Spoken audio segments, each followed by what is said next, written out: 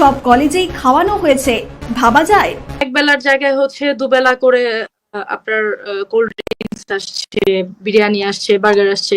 Okay, first 1 day or 2 days it will be gone. Third ডেজেও দেখলাম যে same.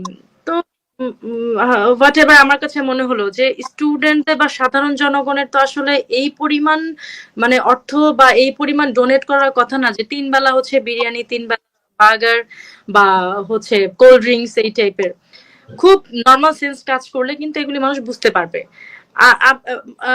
আপ্যায়ন জিনিসটা হচ্ছে আপনি আপনার নিজের থেকে 2 বার 3 বার করতে পারেন, কিন্তু এতগুলি স্টুডেন্ট এবং ওভারঅল উত্তরে আমাদের যারা ছিল, আমাদের লয়ার বা যারা ছিল, আমি 2-1 জনের কাছে খবর নিই তোমাদের ওদিকে কি অবস্থা। আমরা এরকম খবর নিই স্যার, আপনি যেমন স্যার দূর থেকে খবর নিচ্ছেন, আমরা ওইভাবে খবর নিই যে আসলে তোদের ওখানে কি অবস্থা।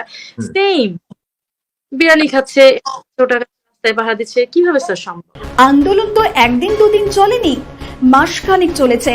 এবার বলি, নোবেলজয়ী ইউনূস যত দিন থাকবেন বাংলাদেশ ততই পিছনে যাবে, আর চাপ বাড়বে ভারতের ওপর। খিলাফত আন্দোলনের নামে অমুসলিমদের ওপর অত্যাচার হবে, আর বাংলাদেশ ছেড়ে মানুষ বাধ্য হবে ভারতে আসতে। কিন্তু পাকিস্তান আর চীন বাদে অন্য কোনো দেশ কি ইউনূসের শ্মশানে শান্তির বাণী মেনে নেবে? তা মেনে নেবে না বলেই তুলসী গাবার্ড বাংলাদেশ নিয়ে তার মতামত জানিয়েছেন, যার কারণে চাপ বাড়ছে সেনা প্রধানের ওপর। কারণ বাংলাদেশের কিছু সেনা সদস্যের সঙ্গে কথা বলার কারণেই তিনি দক্ষিণ আফ্রিকা যাননি। তিনি যে কাজটি দেশে তার ওপর নজরদারির কারণে করতে পারছিলেন না, সেটি করতেই দক্ষিণ আফ্রিকা গিয়েছিলেন। সেখানে উচ্চপদস্থ মার্কিন সেনাদের সঙ্গে তার বৈঠক শেষ করেছেন।